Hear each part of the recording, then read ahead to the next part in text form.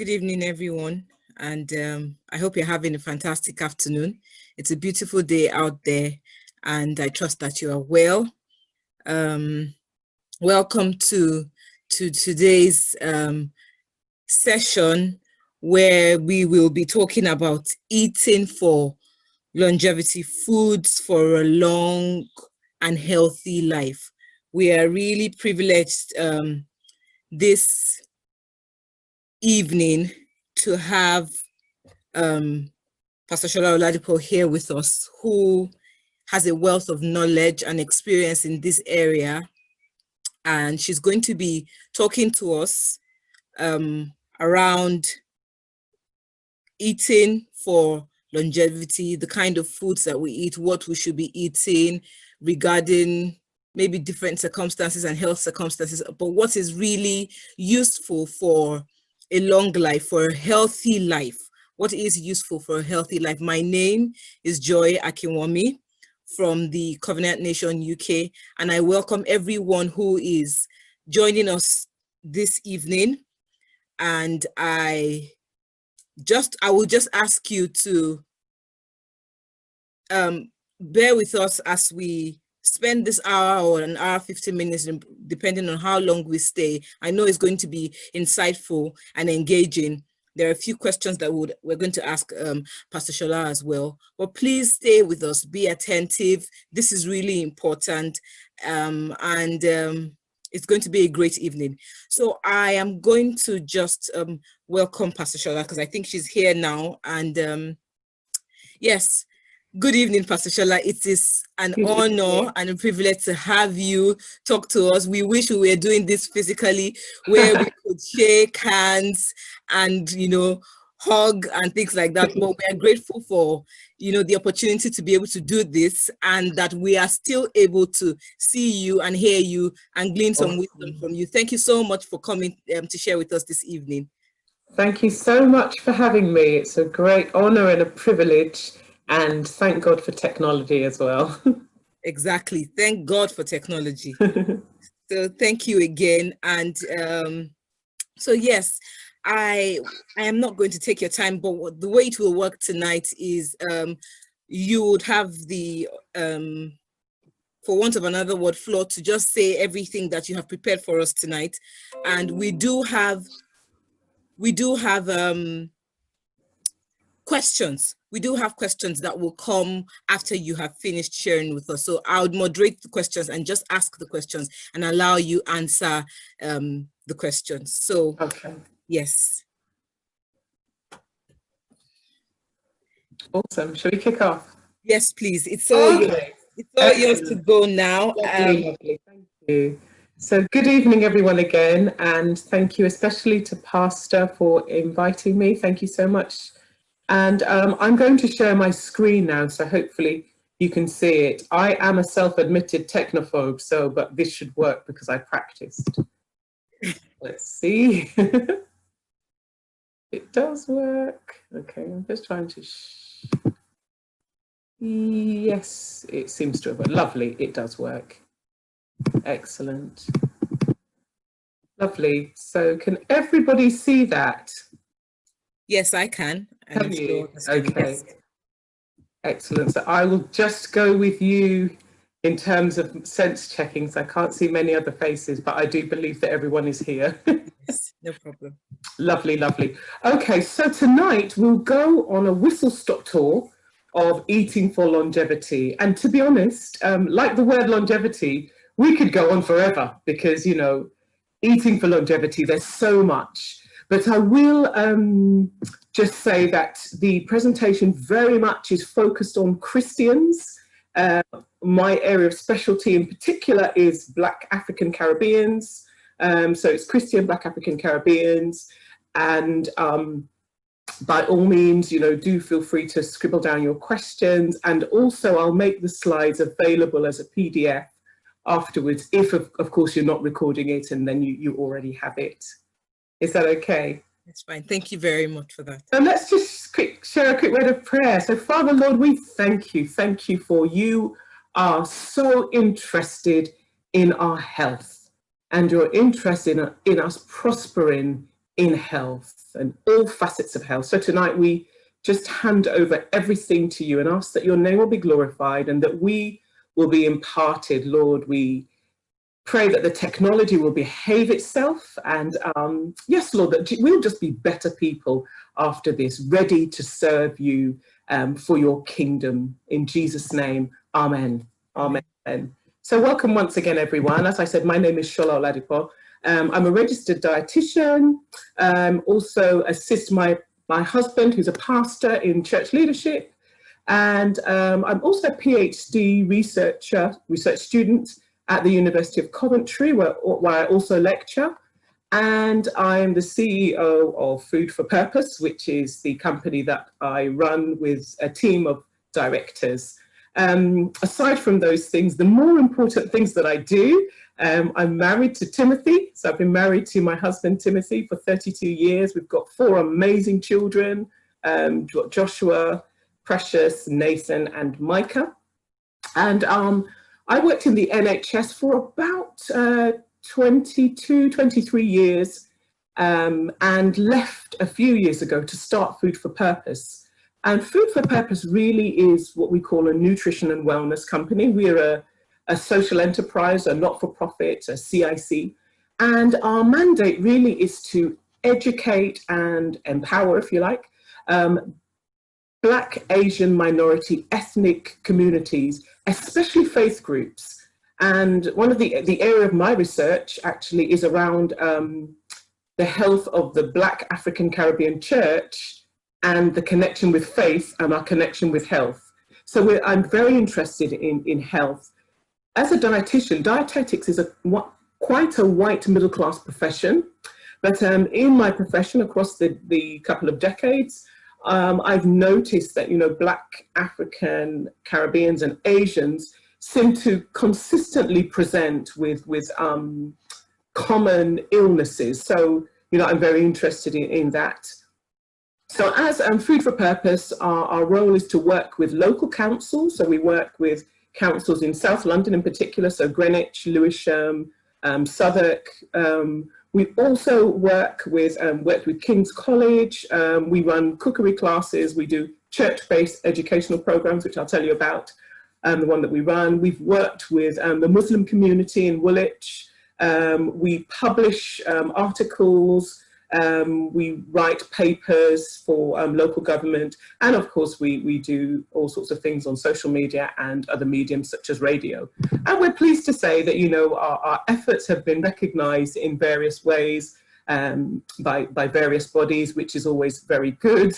And I think of note, the most precious ones was last year. We were recognized by Her Majesty the Queen, and I was actually invited to the palace. So we're very pleased and excited that, this area of health and wellness is being recognized. And particularly, with the advent of COVID-19, it's important that even, a closer attention is paid on the health of Black, Asian, minority, ethnic faith groups, or communities, and also faith groups. Okay, so a very, very quick disclaimer. And I do this because tonight I'm going to be really giving what I call a very public health session, talking to groups and communities. So none of this advice is really personal advice for you and shouldn't be treated that way, simply because when I'm speaking to a group, I don't know who's behind the camera. I don't know your medication or your medical history. So please don't rely solely on what you hear tonight to make drastic changes to your health. Of course, if you find out by way of this presentation that you may be suffering with a particular medical condition, please do talk to your healthcare professional, your GP, and of course, as ever, we will say pray, pray, pray as well. All right, so has anyone seen or heard this saying before? And the saying is, black don't crack. And if you, I think there's a button for a thumbs up or a clap. If you can just show me by way of your buttons, if you can press or signify. Yeah, okay, somebody has, thank you. Black don't crack. And, if we were, as our lovely convener has said, if we were in a room, I would ask you what you felt it meant. But it actually connotes that, Black people are very, fresh looking, as we say in certain parts of Africa, or we don't look our age, or we tend to look younger than our white counterparts. And, typically a Black person is often asked their age. And, when people say, how old is, for instance, I'm 51, and people say, gosh, you don't look your age. And I will retort, yeah, cha-ching, Black don't crack. And it's interesting because it seems to have gone through the generations that Black doesn't crack. That in fact, in terms of health and behind the scenes, so yes, we do have fantastic skin and eyebrows are on fleek, and the weave is and six-pack is but actually in terms of health and behind the scenes, Black does actually crack. And with the awful onslaught of COVID-19, we are seeing that Black cracks in a disproportionate manner to our white counterparts, actually. So we might look beautifully young and shiny on the outside, but actually under the bonnet, something is certainly going on. And I speak, when I speak about the disproportionate deaths in the Black community, I'm really referring to the health side, because a lot of it is socioeconomic and, undue exposure. I'm not really talking about that, but I'm talking about health per se. And so, COVID-19, the virus, hasn't really told us, I mean, as a healthcare professional and as a researcher, it hasn't told me anything new in terms of health inequalities in the UK. And it hasn't told me anything new about the incidence and prevalence of what we call chronic avoidable illnesses in Black people and Black Asian people. But what is great is that there is still much we can do about health in our churches. And the narrative is this, and this is, you'll find this has been proven through several studies from the last 4 decades or so. And the narrative is not a pleasant one, but it is that Black people are more likely to be living with avoidable chronic illnesses. So these are things like obesity, type 2 diabetes, hypertension, some cancers. And it's tempting, isn't it, as Christians to immediately say, blood of Jesus, minus me, in Jesus' name, I cancel it. I've heard it all. And do you know what?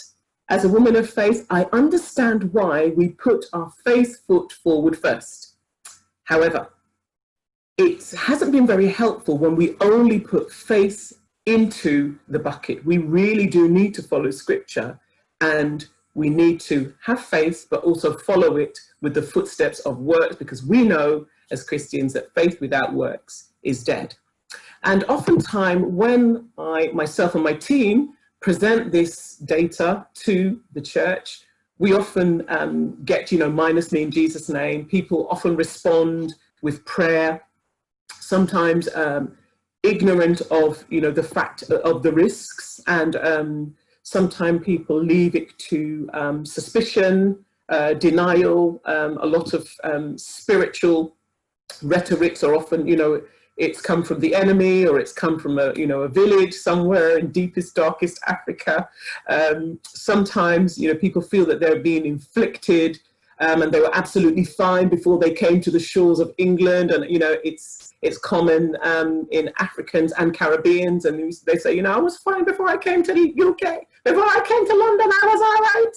And all of a sudden, we're in this denial that, we were perfect before we came to the UK.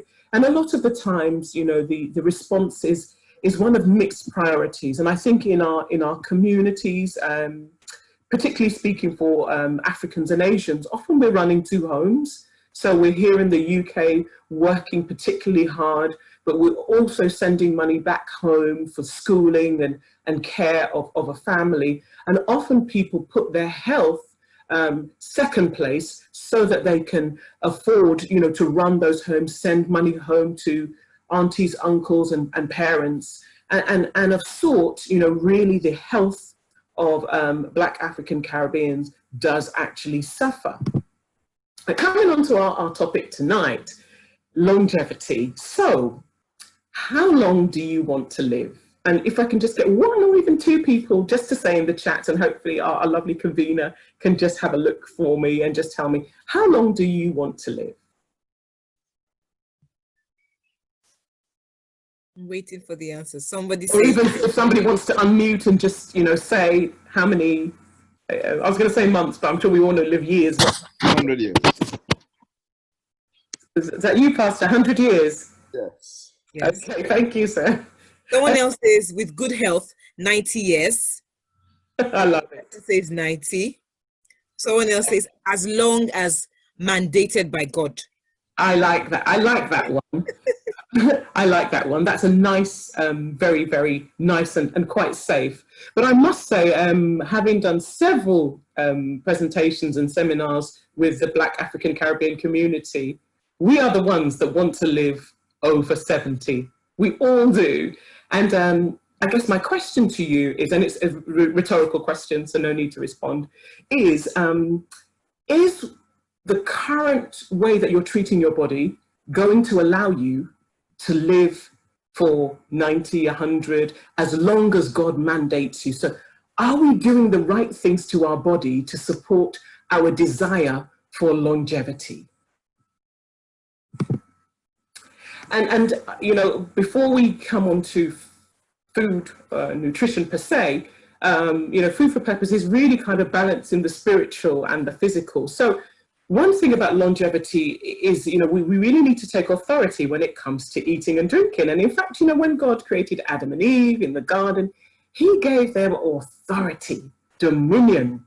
And just got quick three Bible passages. You know, Proverbs 23:2 says, if you're a big eater, put a knife to your throat. So it's like, you know, take charge.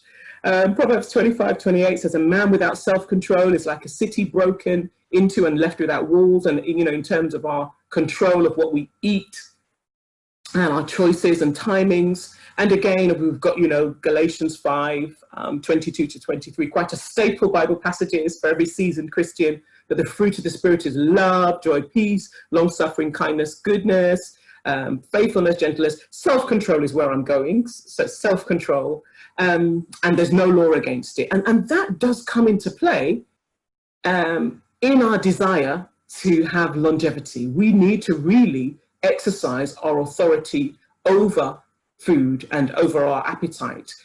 I love to say this, and it's very true. Food has no personality. A bit like money. Money has no personality, and neither does food.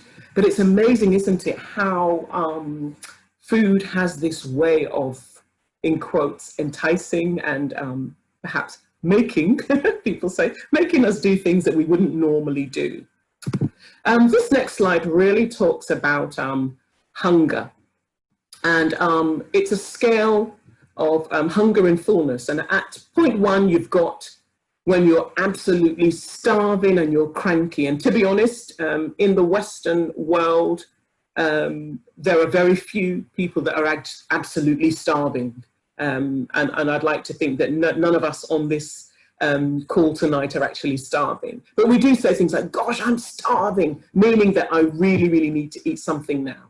And the hunger scale goes right down to 10, where you've eaten so much that you are uncomfortable. And, you know, just don't say anything, don't unmute your mic, nobody will know that that's you.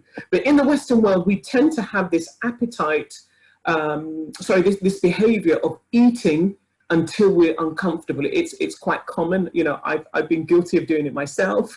But basically the hunger scale, the advice that I'm giving here is that we ought to aim to start to eat or initiate eating by about a number 4, which is you have hunger pangs and you're ready to eat. We ought to aim to stop eating by a number 6, when you're almost satisfied, not when you're fully satisfied. Stop eating when you're almost satisfied and top it off with some water, some fluid. And aim to stop eating at a 7 when you're satisfied if you want to stay the same weight. So if you're happy with your weight, stop eating at a 7 when you feel satisfied.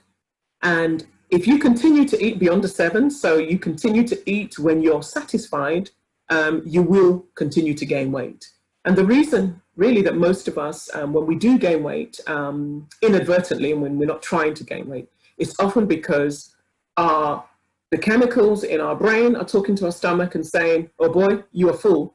And we're so taken by our surroundings. So often we're eating with the telly on, we're eating with family and friends. The cinema is one of those places that really we need deliverance from the cinema, because it's amazing, isn't it? You could have eaten a massive plate of, rice and peas and curry goat or pounded jam and, your favorite stew, but you walk into the cinema and you smell that smell.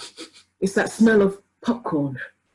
And it's amazing how you find yourself buying a massive bucket of popcorn. You're not even hungry and you sit in the dark.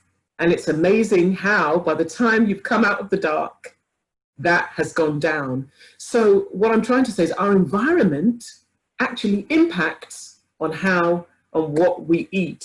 Before I move on, have you found, those of us that drive cars or are car owners, have you found that when your car is hungry, when your car needs petrol, our cars are amazing at never being overfull?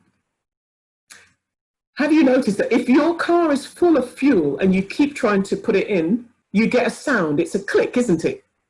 And it clicks to tell you, I'm full now, no more. And what we need to do is to get back to that place where our minds and our stomachs hear the click, regardless of whether you're out with your besties, whether you're having a suya night, whether, your favorite meat pie is being served in church and the pastry is also flaky and we need to get to that point where we hear the click. And if vehicles can do it, if cars can do it, then we should be able to do it as well. We need to get back to recognizing when we're full. I use this passage quite a lot. Paul the Apostle did for the church in Corinth. And basically says, everything is permissible. So actually, you know what? You could eat and eat and eat until the cows came home.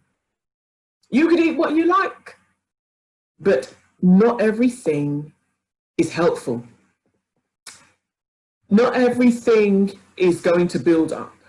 And it's really important when we are faced with, those lovely buffets that, yeah, it's permissible. You could take one from every single item and fill your plate up. It's permissible. But we need to be asking ourselves as creatures of purpose and the desire for longevity, we need to ask ourselves, but is this going to build me up? Is this going to keep me to 70, to 80, to 100, or till the time that God needs me here? And finally, before we start talking about some physical aspects, this Bible passage is one of the passages that underpins food for purpose as a whole. Ultimately, we are not here to fit into that little black dress. We're not here to have a six-pack. We're ultimately here to fulfill purpose. And the purpose is this. It's in Mark 16:15. Go ye therefore into the world, preach the gospel to all creation. Whoever believes and is baptized will be saved, but whoever does not believe will be condemned. So basically, there's a commission on your life and mine to go. And the question is, as vehicles of purpose and the desire for longevity, how will we go if the vehicle with which we're supposed to go is broken or is not working as effectively because of what we're eating? I've set this backdrop and this scenery to frame this session because it's not just about, eating more greens and, eating less carbs. It's about purpose. It's about purpose. And next time you're eating a meal, yes, it's delicious and it's nutritious, but we should be asking ourselves as creatures and vehicles of purpose, is this going to help me to go ye, or will it hinder me? Because God has sent us here and is relying on us to fulfill this kingdom mandate. Okay, let's go on to your plate. So if you want to lose weight, your plate should look something like this. One half of the plate should be vegetables. I say vegetables very carefully, being from Nigeria myself. When we say vegetable, sometimes we mean spinach with lots of oil and all those, those crayfish and all sorts of lovely stuff. I'm talking about kind of, like steamed vegetables, or even your spinach is fine actually, but with less oil and less fat. So half of the plate should be vegetables, and then a quarter of the other part of it should be your protein. So your meat, your fish, your beans, and the other should be your carbohydrate. So in terms of, low carbohydrate, this is actually quite low, moderate to low carbohydrate. This is what your average plate should look like. So if we had rice here, we'd have something like chicken here, or fish, or beans, and we'd have our carbohydrate. So I beg your pardon, we'd have our vegetables here, we'd have our carbohydrate, our rice here. And it works for, our solids as well. If you had your carbohydrate, your pounded whatever, and you'd have your meat or your fish here, again, your vegetables, and it works for our Caribbean dishes. You've got your steamed vegetables or a salad, massive salad here. You've got your protein, your curry goat, and you've got your rice and peas here with extra protein with the peas. So it works for most meals. So that's something to bear in mind in terms of purposeful eating for longevity. If you want to maintain your weight, which a lot of people just want to maintain and not to lose, your plate should look something like this. It's split up into thirds, and you have equal thirds of vegetables, protein, and carbohydrate. And the size, when I'm talking about plates, I'm talking about the average size plate, which is about 9 inches. Although I've seen some wonderful size plates. And it's amazing how plate sizes seem to be getting bigger and bigger. And sometimes, particularly if, you go to certain establishments, you look at the plates and you think, is this a plate or is this a tray? But really, we're talking about about a 9-inch size plate. And just to illustrate that, because no one's plate looks like, this mathematical diagram, here's some of the meals that my team and I have worked on. So we really work on specific things for African and Caribbeans, because often in the public domain, there isn't anything for African Caribbean. So here's a typical meal. We've got cassava, which is eba, in the form of eba. And we've got ewedu, and we've got fish. So we've got our vegetable, we've got our carb, and we've got our protein. What we haven't added here is the stew. And stew is one of those things that, like the red stew. It's one of those things that's quite difficult to analyze, because everyone cooks it differently. But if we said that the stew was going to be about another 100 calories, that meal in itself is about 551 calories, which is not bad and should be quite filling. You'll note that the fat is extremely low. So without putting on the stew, the fat is just about 3 grams. And that's because you've got hardly any fat in there at all. Even the fish itself, it's been cooked, and it's been, I think that fish was grilled. Carbohydrate quite high in terms of, if you think about cassava, it's quite a dense type of food. And I think you can decrease your carbohydrate by using less powder and using more water and leaving it to stand. The fiber is excellent, and the protein's pretty good as well.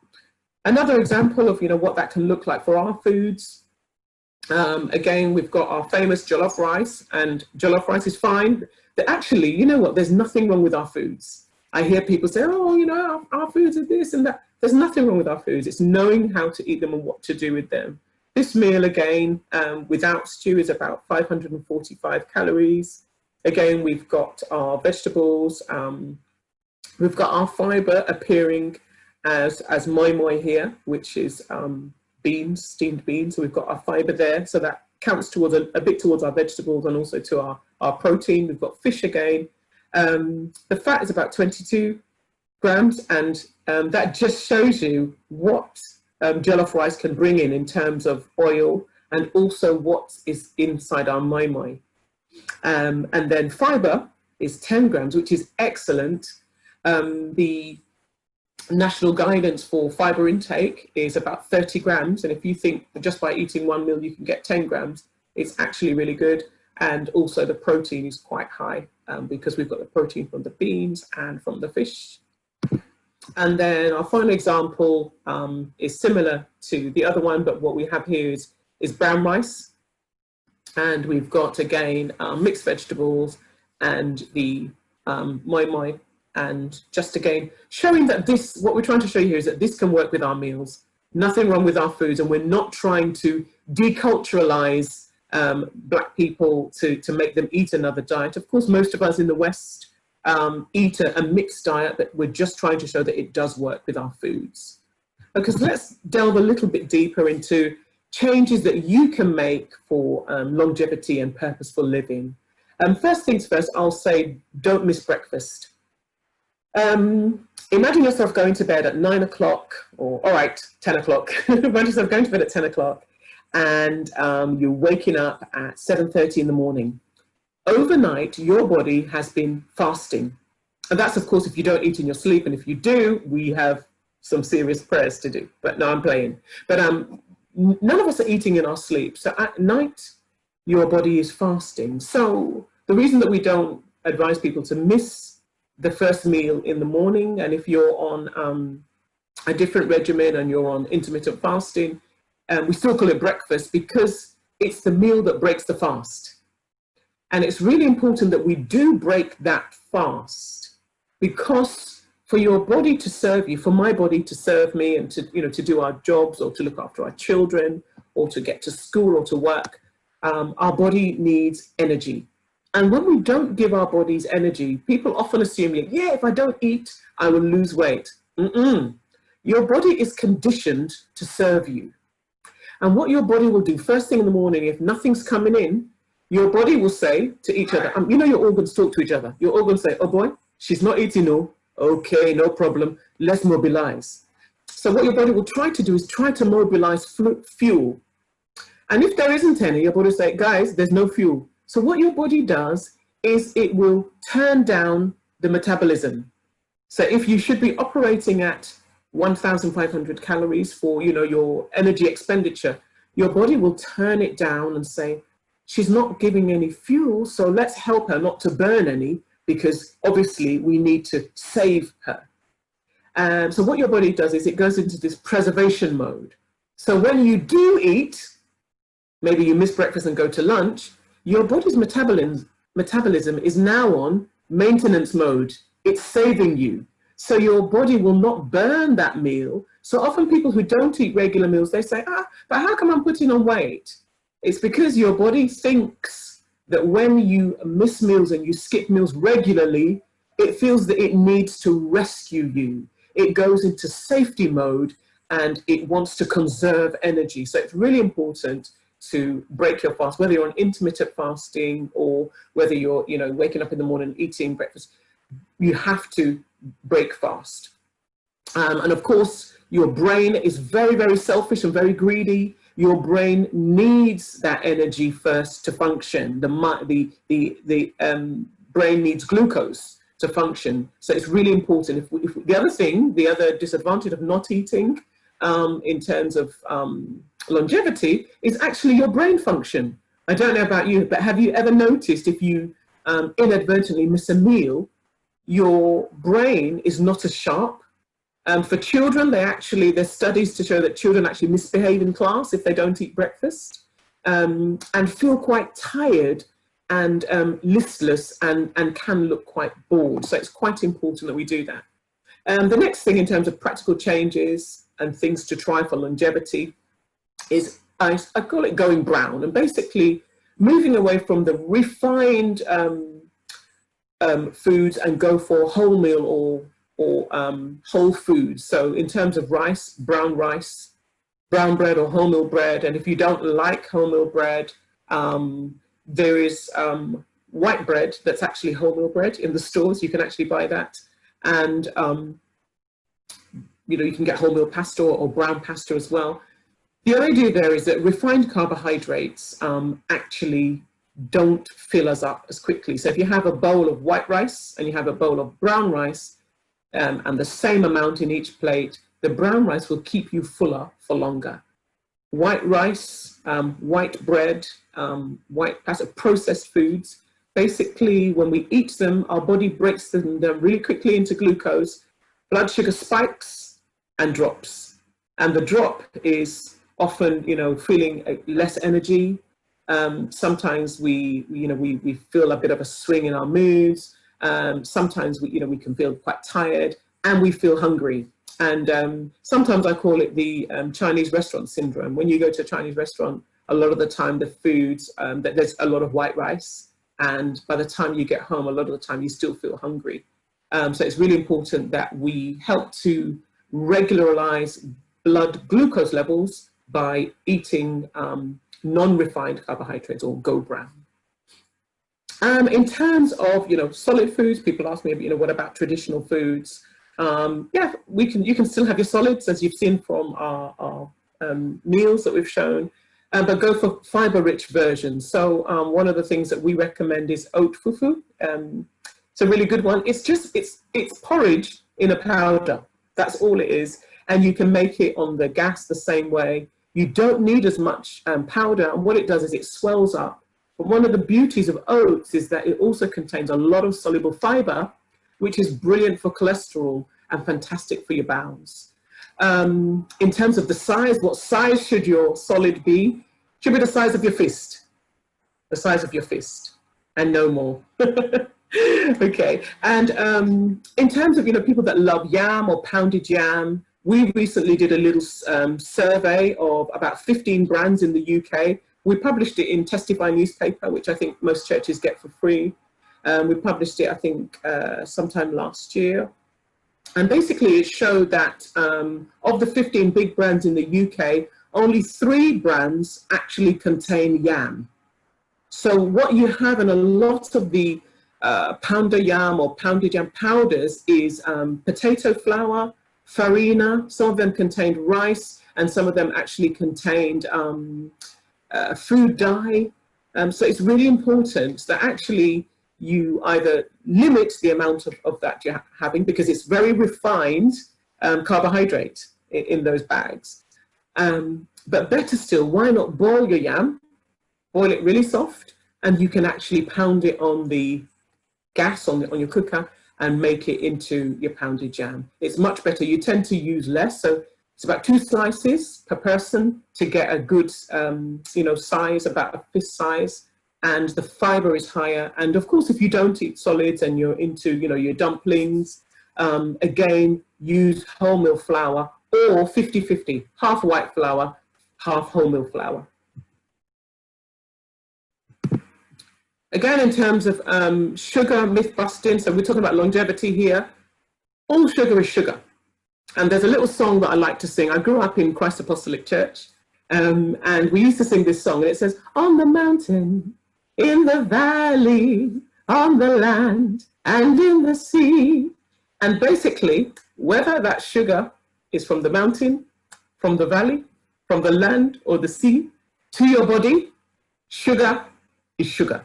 Whether it's brown sugar, white sugar, demerara sugar, muscovado sugar, whether it's palm sugar, syrup, to your body, it is sugar. They taste different, but gram for gram, it's sugar. Now, this includes honey.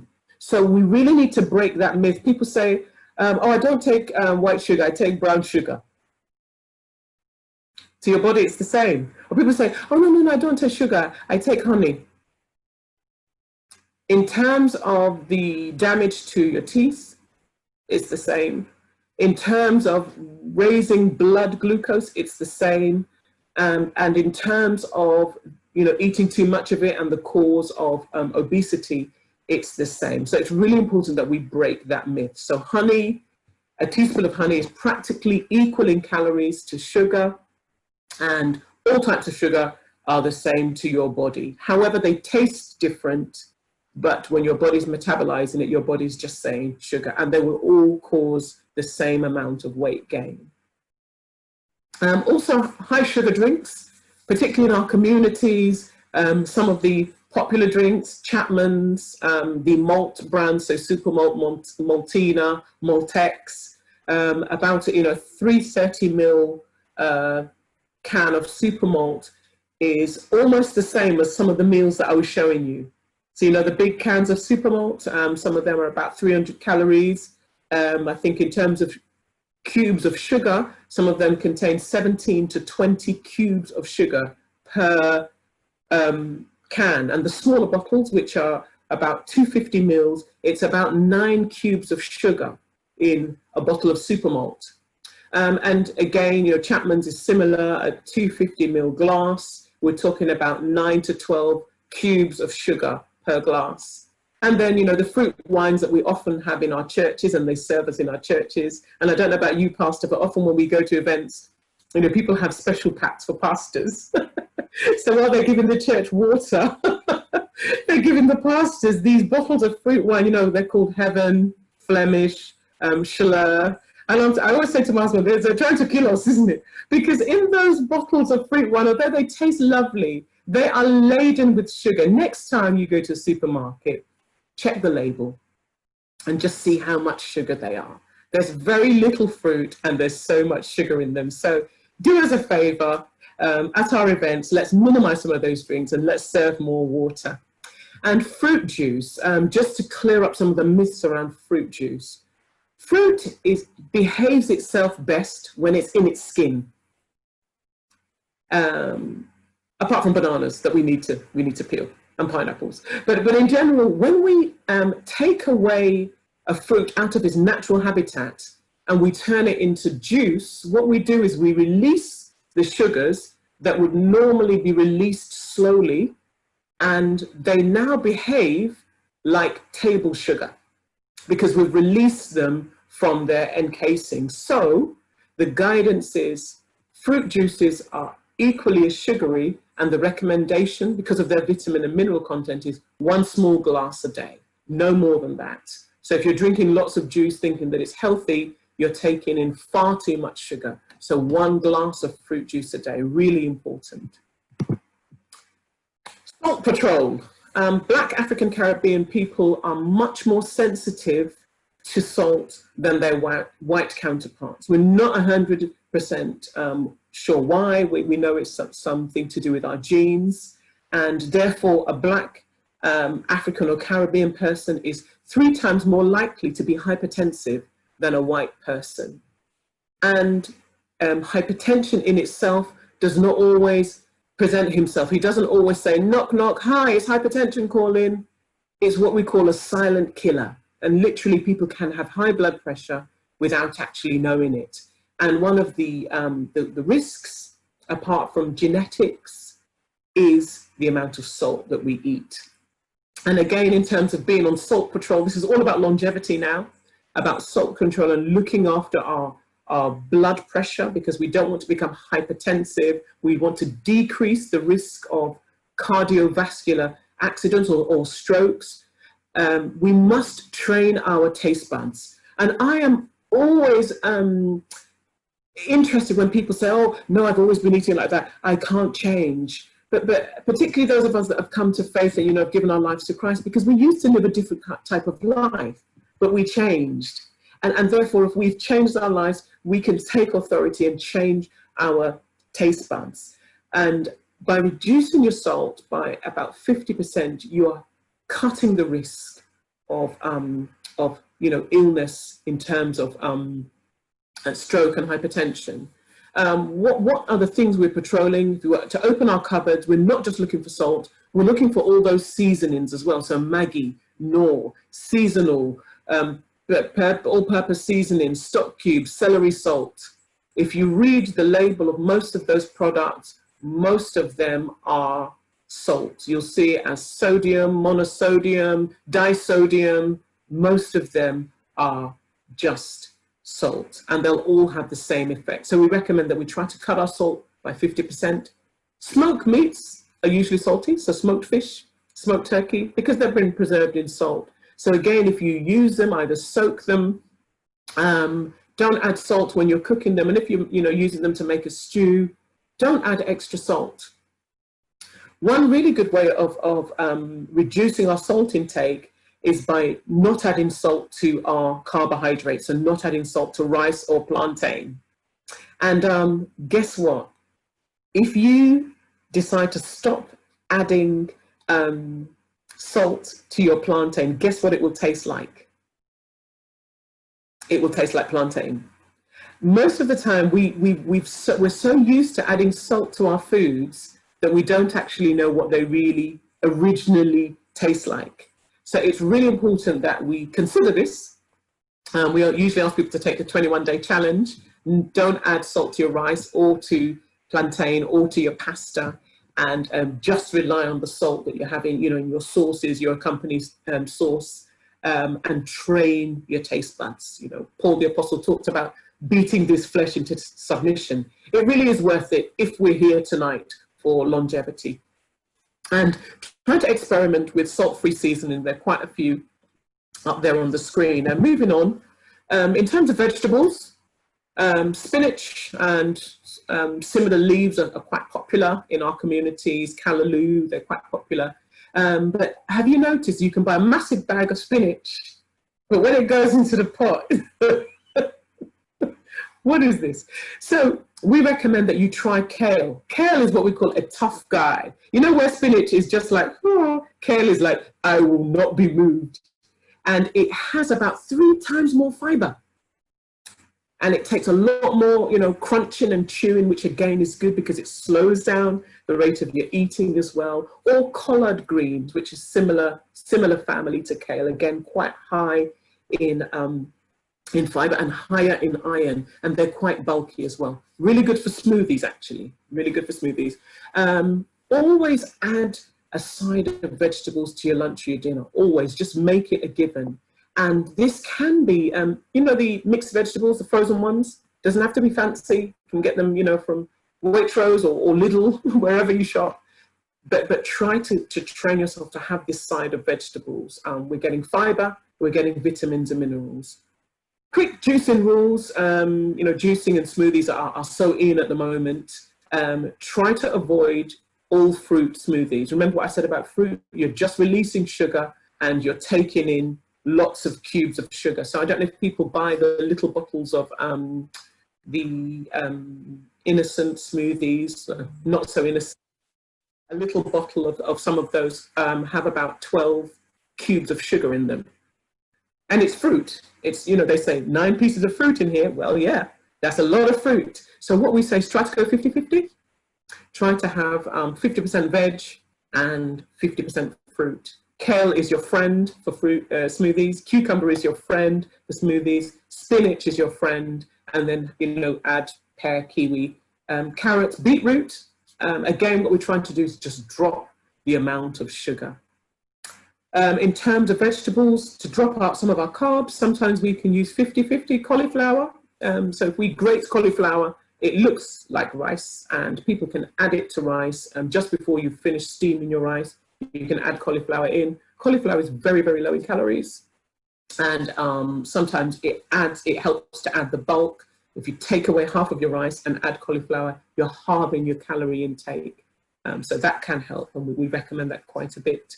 And again, for stir fries, to increase bulk and lower calories, shredded cabbage and things like bean sprouts, high in fiber, really low in carbohydrates, and also parsnips. Again, they're quite low in carbs and they're pretty good on the plate as well. Drinking water is recommended. There's some recent, not that recent actually, a few studies that show that many of us actually eat when we need to drink. And it's interesting when we feel that the brain's feeling a bit hazy and we go downstairs and go for a snack. But a lot of the times we should try and drink first, because often we mistake thirst for hunger. So when you get that pang, again, remember this is about longevity, have water first. Bottled water or tap water. For the UK, it's entirely up to you. In the UK, we pay for our water because our water has been cleaned. Yes, it's the same water that you bathed with, but it's been recycled through, an excellent process. However, it might taste a little bit chlorinated, because it is chlorinated. So you can either boil it, and then, you know, use it, allow it to cool and use it, or you can buy bottled water, but you don't have to. Decaf beverages count towards your fluid, so that's fine. Aim for about 1.5 to 2 litres or 8 to 10 glasses a day. Staying hydrated is integral to our health. If you're not hydrating well, you'll find that you can't concentrate properly, you feel very tired. A lot of the time, people have really bad headaches and they run for, you know, pain relief, analgesia. Well, actually, you just need to drink some water. If you're not sure how hydrated you are, check your wee, check your urine. When you go to do a wee, the darker your urine is, the less likely it is that you're well hydrated. So healthy pee, healthy urine should be quite a light straw colour. All right, coming towards the end, current trends to be aware of. So low carb, I know, is very popular. We've talked in our plate models about, you know, moderate to low carb, which is fine. But when I'm talking about low carb, I'm talking about quite extreme, the keto diets, and of, you know, very high protein diets like Atkins. Their trends. Some of the risks of those are, you know, kidney stones, brittle bones, heart and kidney problems, bad breath, which, you know, I guess is not physiologically dangerous, but you know, are not pleasant for the beholder. And it's difficult to keep the weight off. So when you come off these regimens, you tend to put the weight back on because they don't actually, they're not for longevity. You can't keep up a high protein, very, very low carbohydrate diet for a long time. It's quite difficult. Again, in terms of longevity, you know, we say be careful with things like, you know, special teas and powders and potions. Lots of things on the market saying that, you know, this will help you to lose weight and that will help you to lose weight. Be very careful. A lot of them have a very osmotic effect on the bowel. So what they do is they draw fluid from your bowel and cause diarrhea. So when you weigh yourself, of course, you will be lighter on the scales because it's caused what we call an osmotic diarrhea. So be careful with those. And sometimes they can cause vitamin and mineral deficiencies because you're losing a lot in the stool, the diarrhea. And they can be quite costly as well. Bulking with psyllium husk. So a lot of people on keto plans, what they do is they tend to have very low carbohydrate, and they go for vegetables and bulk them up with a fiber powder called psyllium husk, which, you know, can be used to a certain extent, but again, care is needed because it can cause bloating, abdominal pain, so quite bad constipation and malabsorption of medication. So when you're taking these fiber powders, if you're on any particular medication, it can stop the efficacy of that medication. So again, just being careful. Detox diets. I will just say that God gave you an amazing liver, and the job of your liver is to detoxify your body.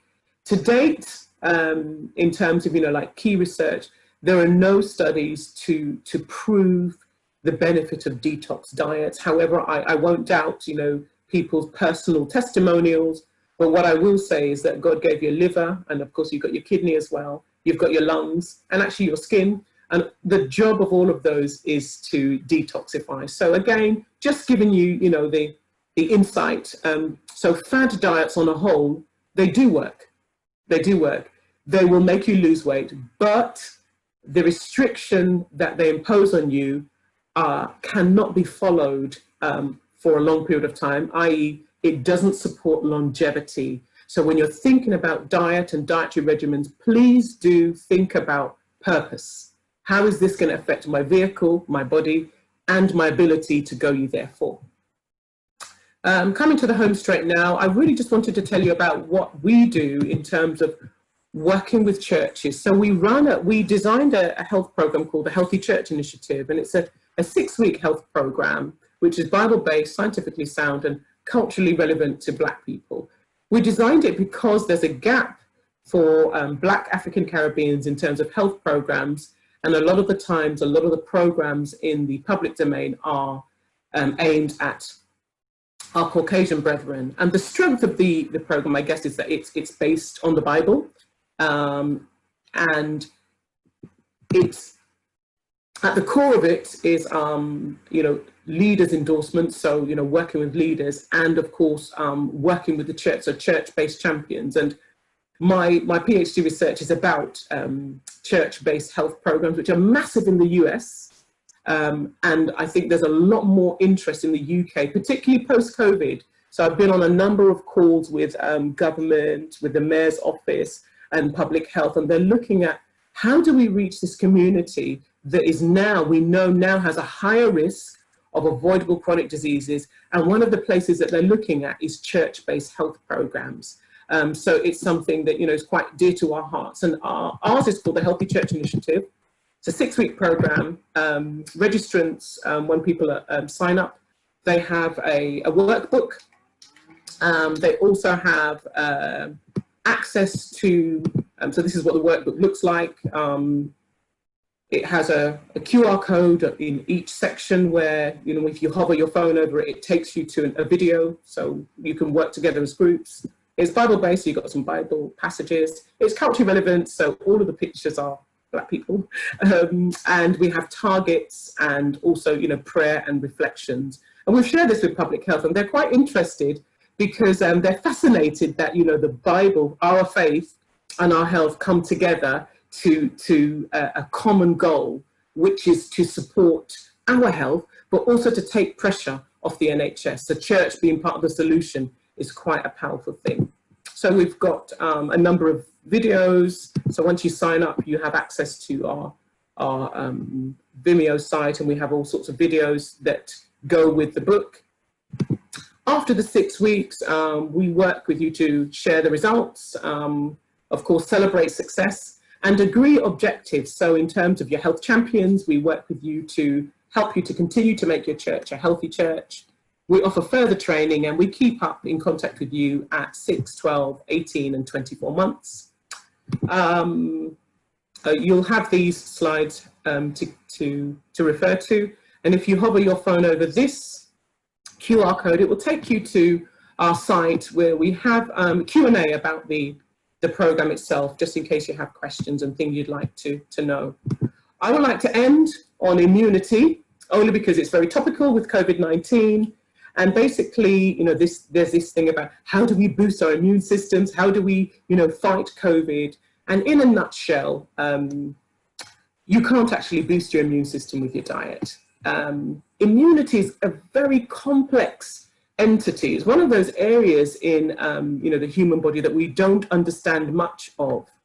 But we do know that it's more than just diet. So you can't just trust your diet to improve or help your immunity.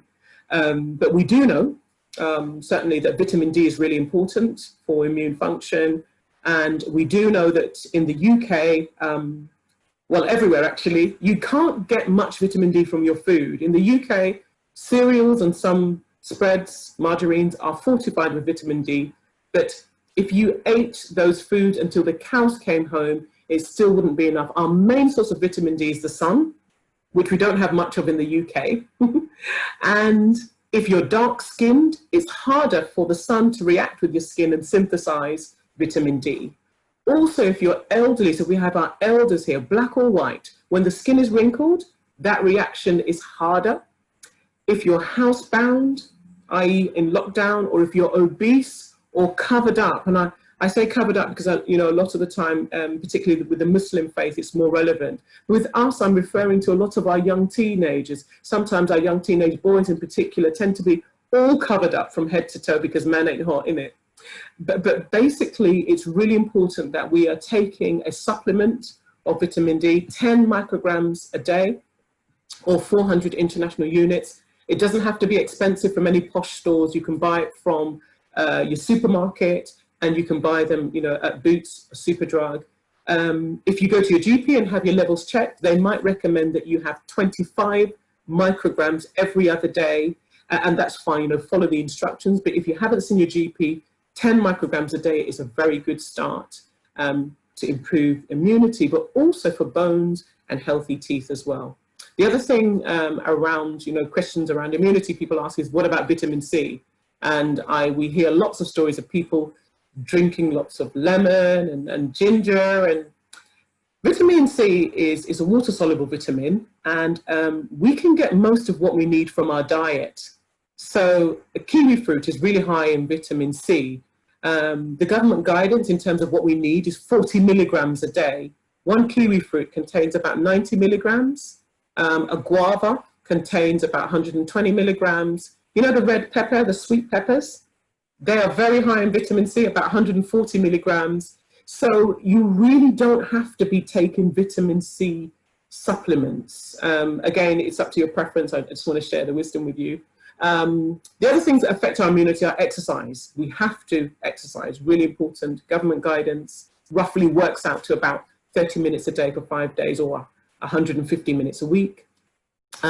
Sleeping well is really important for immunity. If you don't get enough sleep, your immune system will not work as well. If you're stressed, immunity drops. And if there's underlying illness, immunity drops as well. You have been amazing. It's 18:59. And are there any questions? Thank you so much for this. You're welcome. So insightful. And I think I was telling the on our WhatsApp group where we talk and share things. I was saying this is right up my street because oh, praise God. Sorry, it's a bit fast and it's kind of a bit sterile because I can't see people's faces. Yeah, no problem. If you don't mind showing your faces, please, so that at least we want this to be interactive. We do have a few questions. Well, the first one, someone asked about green tea, and she wants to know how good it is as a drink. Yeah. And if it has any effect on maybe on the body or helping to clean out anything, or does the same work as a juice. So yes, green tea. Okay, so I'll be 100% honest with you. The green tea that we get in the UK has minimal therapeutic value. Minimal. A lot of it is it's usually a dried powder that we buy in our supermarkets. It's good because it's fluid, and as I said, we need to be drinking at least 1.5 to 2 liters of fluid a day. It's really good. You'll find that it's caffeine free, which again is is good, because too much caffeine for some people can be a stimulant to the bowel, and also can have a diuretic effect. It makes you wee. The research, I'll go by the research. There isn't much research to prove that it has therapeutic values. However, I will say in China, there are reports of it improving tummy aches and things. We just don't have that potency of that tea here. So I won't say it's no good. So keep drinking it. It's good. It's nice and warm. It tastes nice. It's caffeine free. If you have lactose intolerance, you don't need milk. And you know what? It doesn't break the bank. But in terms of that therapeutic value that it's often sold to us, we don't have, or I'm not aware of that kind of potency in the UK. Okay, I have someone. I'm just going to stop sharing my screen. Okay. Oh, great. Okay, a few people are showing themselves. Thank you. I have one question, and when you were talking about fruits and how best how they behave themselves when they have their skin on. Would you? Well, if I'm wrong, but I find that making smoothies with all the kale, the carrot and cucumbers, all of them having their skin on, would you say that a smoothie has more fiber than juice does?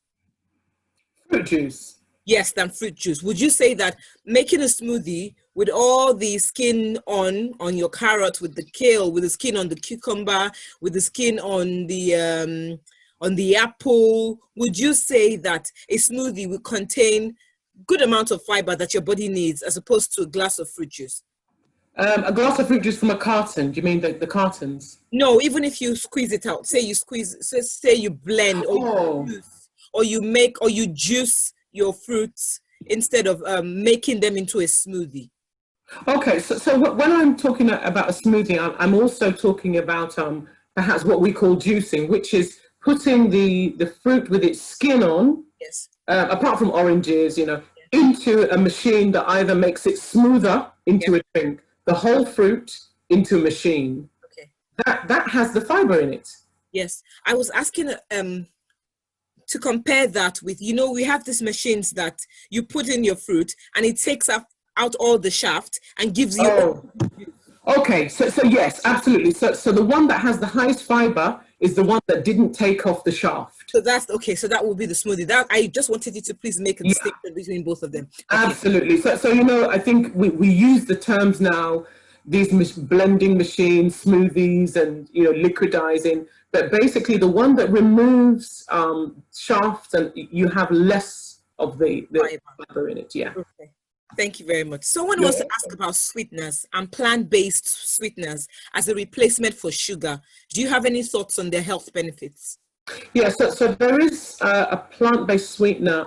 It's called stevia, Yeah. and it actually comes from a leaf in nature. So it's natural, and of course, you know, man's God-given wisdom. You know, it's been refined into a powder, but it's actually from a leaf. Right. There's nothing wrong with stevia. It's about, I think, about 200 to 500 times sweeter than ordinary sugar, which means you use a lot less, which is great for teas and coffees. But in terms of baking, you know, sugar has a role in baking.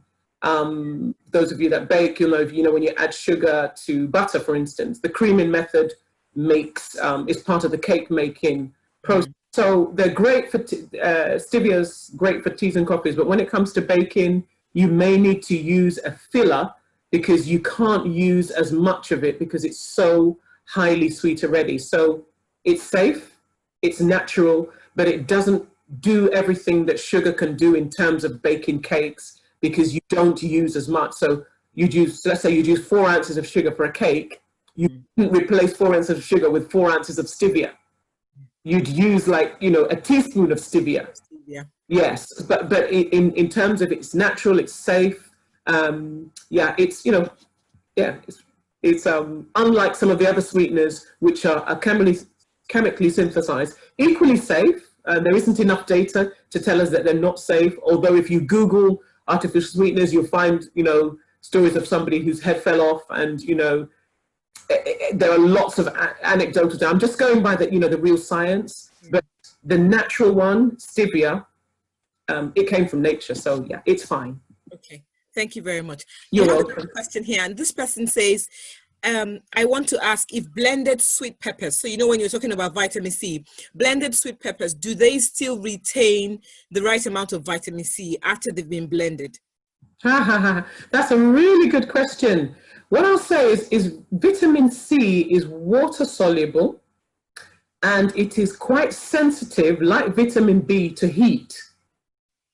So when we blend our peppers to get all of that vitamin C, it's very important that we pour all of it into our pot or whatever, and we drink all of the juice. And because, you know, one pepper I said is about 120 milligrams of vitamin C. Our daily recommendation, sorry, daily requirement is 40 milligrams. Let's say with the cooking process, you lost 50% of that vitamin C. You'd still get enough in terms of your 5 a day to get your vitamin C. So the answer is you will definitely lose vitamin C. Actually, yeah, it's quite a sensitive vitamin. If you boil things, like some people boil carrots or boil some of their vegetables, it's important that you don't throw the water away so that you can get the vitamin C. Okay, okay, that's good. So someone asks about chia seeds and flax seeds. Are they good to be taken regularly? Chia seeds can be your best friend or they can be your worst enemy. Best friend in that, you know, when you put them into water, they swell up. They're fantastic for smoothies because they keep you full for long. Just a tablespoon of chia seeds and put it in some water, walk away and come back, and that thing is literally like a gel. And imagine that happening in your stomach. It means it keeps you fuller for longer.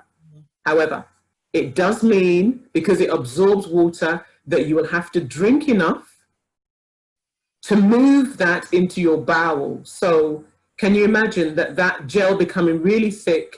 People then, when people have a lot of fiber, because it's quite high in fiber, when you eat a lot of fiber very quickly, you can actually get constipation because you're not drinking enough fluid. So chia seeds are great. However, be careful because they do absorb, I think it's about, I can't remember how much, many more times their actual weight of fluid. And if you don't drink enough water or fluid, you can suffer from abdominal pain, real bloating. So you have to drink enough fluid, but otherwise they're fine. And the same thing with black seeds. Okay, thank you very much. Welcome. Next question. So for people diagnosed with blood pressure problems and high blood sugar, what kind of lifestyle or dietary changes would you suggest or recommend to, help them? So for people with high blood pressure and blood pressure problems and high blood sugar problems, what kind of dietary changes and lifestyle changes would you recommend to help them? Can I be honest and just say, I think gone are the days where we had, special diets for hypertension and special diets for diabetes. It's a healthy lifestyle. So low sugar, high fiber, low salt, regular meals, and, your minimum of 5 a day, and plenty of fluid. And that usually works for most of the avoidable chronic illnesses. So it's anti-cancer, it's anti-hypertension, it's anti-diabetes.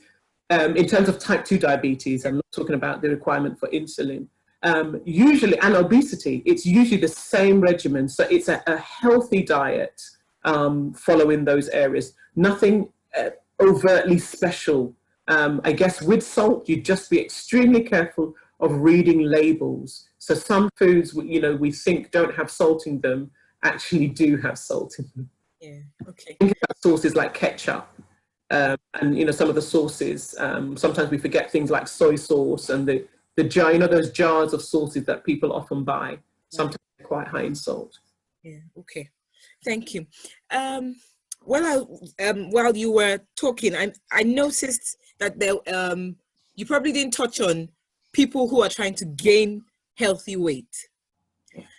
So for people who are trying to gain healthy weight, we know what you need to do to lose weight, to maintain weight. But if your BMI is low, you're quite malnourished, you seem to be needing to, just gain good weight on your body, what would you recommend for somebody like that?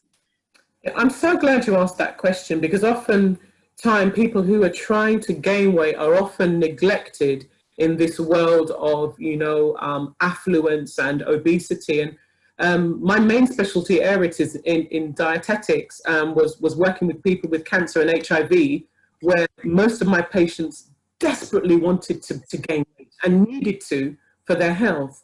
And I'm glad you said healthy weight. If we think about the food groups, if we think about, carbohydrate, protein, and fat, foods that will help people to gain weight are the foods with the higher calories. So 1 gram of protein is 4 calories. 1 gram of carbohydrate is 4 calories. 1 gram of fat is 9 calories. So therefore, healthy fats help to gain weight, and additional carbohydrate will help to gain weight. So we often would advise people to go for healthier fats, slightly bigger portions for their carbohydrates. And sometimes, instead of just 3 meals a day, we'd often recommend that people had 3 meals and 3 snacks.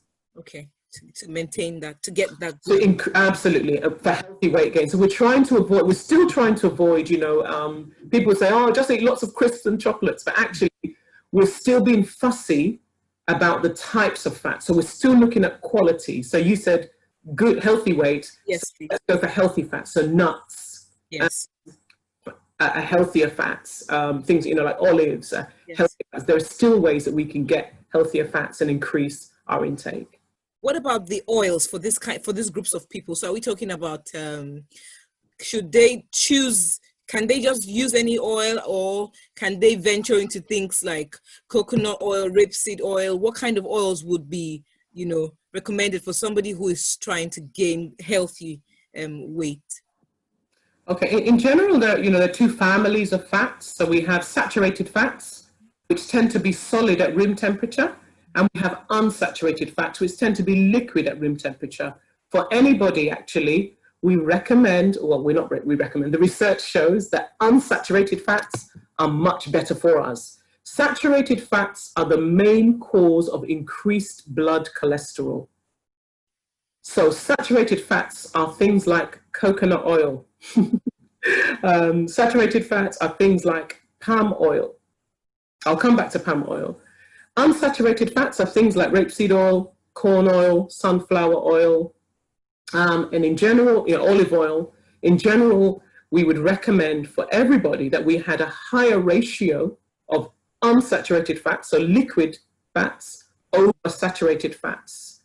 The coconut oil vogue is a bit of a bum, and a lot of us have been sucked in, and I'm not 100% sure why, but like some of the phases that come and go with diet, people just gravitated towards coconut oil, which if you check it's solid at room temperature. It's high in saturated fats. You know that there is some research that it's metabolized slightly differently because it has some medium chains in it, but actually you're much better having less coconut oil and going for the liquid fats.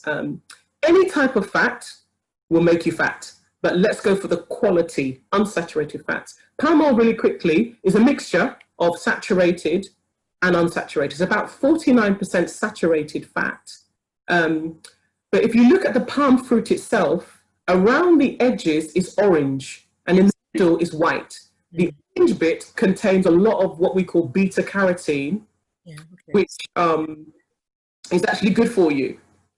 And it's the white bit that we're more concerned about. The white kernel, palm kernel oil is usually clear.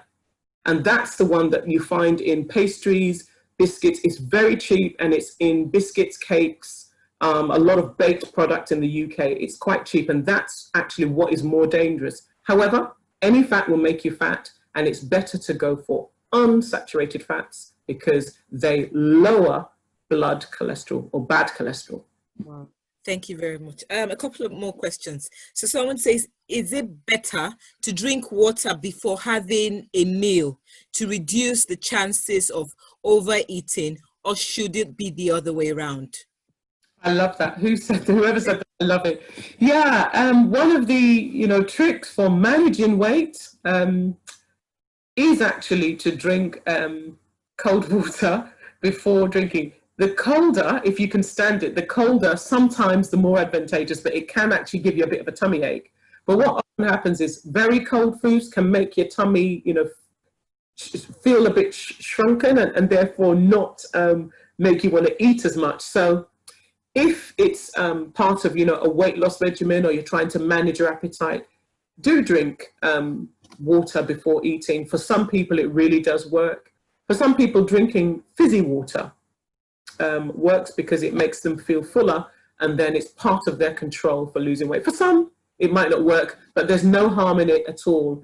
The one thing I'd say is be careful with children because, of course, if they're drinking then too much, they often feel too full to eat their meals. And of course, we know that they need that fuel because they're growing, unlike adults who are not growing that way anyway. We're not going that way. Okay.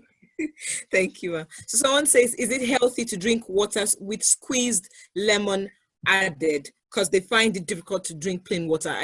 I've heard a few people say this, that they'd like to, they always want to put a fruit in their water, not because of the health benefits for some people. It's just because their taste buds just don't agree with plain water. Yes, absolutely. I think, again, water can be extremely boring. And I'm one of those people that actually finds water quite boring. So, yeah, put fruit in it. You can put berries. Mint leaves are fantastic. Cucumber, berries, strawberries, raspberries. You can put them in your water, or squeeze lime or lemon in your water. Because then we're talking about low-calorie things. They're fine. And of course, you can also use sugar-free cordials. Make sure it's sugar-free if you check the label. Again, just to make your water more interesting if you find it boring. Because, keeping up your fluid is so important. Okay, thank you, Ma. How about fried plantain? what advice would you give? Now, this is a very sensitive issue because there are so many people right here who plantain is part of the diet and they just can't do without it. So if they had to eat plantain, what's the best way? I know we've spoken about the oils.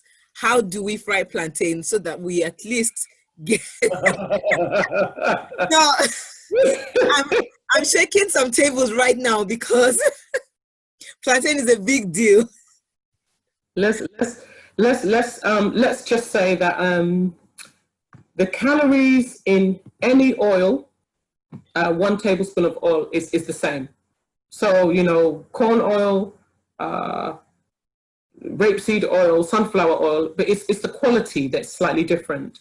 So in terms of frying, you know, we would say try to keep your frying down anyway.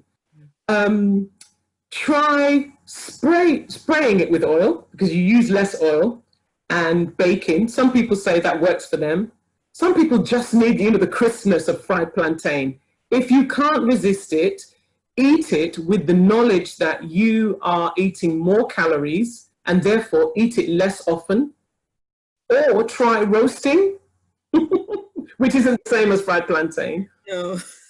There's a new advent in our kitchens now called air frying. Somebody just asked about that, yes. It's close, but still not quite the same. But when you get the hang of air frying and you spray your plantain, a spray of oil, 1 spray is about 2 calories compared to 1 tablespoon of oil, which is about 90 calories. Oh. Spray oil is worth investing in. And spray it and put it in the air fryer, or spray it and put it in the pan, or use your authority and your willpower and eat fried plantain less, because whether it's fried in good or fat or bad fat, it will make you fat. Have it less if you can't control it, or find different ways of cooking it. Yeah, okay. Thank you, Ma. I have one more question. Since we're talking about longevity and we're talking about being as Christians, and a lot of us here are parents, what do we have to do to make sure that we pass on the baton of healthy eating to our children? Now, this also affects, because it affects the BME community. And we're seeing different things where diseases are concerned and things like that. What is our responsibility as parents to make sure that the next generation coming after us know what to do to eat right, eat healthy, and stay healthy? That's a really, really good point. It's interesting and very worrying for me that in terms of childhood obesity, Black African children are topping the chart. So yeah. Black African children have a propensity of about 39% by year 6, so age 11, of being obese. And that's you know, in a sample of Asian, white children, Chinese children. Black Africans are the highest. And the question is, why is this? It's because of what we're doing as parents. So I think we can tell them what to do, but we also need to model this and show them what to do. And I think it needs to be not just something that they're hearing at home. I think you know, wherever we are able, our children receive instruction or are taught, we should be talking about holistic health. So I think, you know, we should bring it to church, to our children in Sunday school about healthy eating. And I think parents don't just teach them, parents need to show them as well. So yeah, we as parents need to model it, because we can say what we like, but they see and they know. Exactly. There's the distractions for where food is concerned. There's so many, and if we can't model it at home, then it might be difficult for the children to yeah habits. No, absolutely. So what about avocado oil? Please go ahead. Somebody asked about avocado oil. Where would you classify avocado oil? And yeah. So it's a vegetable oil. There's a debate whether avocado is a vegetable or a fruit, but you know, it's unsaturated. It's fine, but it has quite a low smoking point. So you wouldn't it's not the kind of oil that you'd use for like your stew. Okay. I think it works a bit better drizzled. And it's unsaturated oil. So it has, in 1 tablespoon, it still has 90 calories. It's the same, but it's the quality. It's unsaturated, so it won't have the same effect on your blood cholesterol. So it's in the same league as, olive oil and rapeseed oil. Okay. So it's healthier than your palm oil and your coconut oil, but still it's about the quality and the quantity. Yes. Okay. So it's fine to use, but again, look at the quantity. Okay. One last question. Someone says, do you have food labeling on a wider range of African foods and portions? Is there some place where this information can be found? Do you mean meals? Are we talking about meals or products? Maybe now the person hasn't specified, so I would just say maybe meals, she says. Okay, yeah, so as you could see from the presentation, we're really trying to build a database of meals. We actually cook them, we weigh them, and then we chemically analyze them, because it isn't in the public domain. You'll find that a lot of the foods that have been analyzed are the Caucasian foods. So one of the roles of Food for Purpose is to do that work. We did actually lobby public health, well, not lobby, we had a meeting with them and, asked them about their appetite for supporting, BAME communities in labeling it. And kind of, the response pretty much was, you know what, you might need to create it yourself. And I think it's a challenge to us as a BAME community that if we really are interested in our health, it's something we should do. So we decided to take it on. So we're working on it really slowly on meals, that is, working on the calories and portion sizes so that the analysis is available. So we have a few dishes that we're working on. So watch this space. In terms of, products, a lot of the products that come into the UK from overseas don't have labeling that is reliable. I mean, some of them do have labeling on them, but when I look at some of the values, as a healthcare professional, I'm like, I can tell that that's inaccurate. Mm. And that they just don't seem to be as well policed and well monitored, which is such a shame. Yeah. Okay. Thank you so very much. You're welcome. This has been so insightful. One takeaway out of all of this is that self-control that you spoke about, because it is the key to managing our health. We're here in the wherever we are, but especially in the West here, there are so many things that can keep calling at you. They taste good all the time. The packaging looks fantastic, so you just keep getting drawn to it. And I think self-control is the key to keeping things at bay and keeping ourselves healthy. We are so grateful that you have spent this time with us. Thank you so much. I didn't talk about, I'm so sorry, is and my directors will kill me, because we've been talking about food, but none of this works without exercise. Okay. We have to. It's so important that it's non-negotiable now. As Black people, we Public Health England did a survey, I think in 2016, and it showed that Black women are the least likely to be active. However, Black women are some of the most hardworking. So it's about us understanding the difference between hard work and activity, but we must be more active, or obesity it will become our norm. So important. And this is not about being the skinny mini. It's not about trying to be Usain Bolt. It's about just being, we need to move more.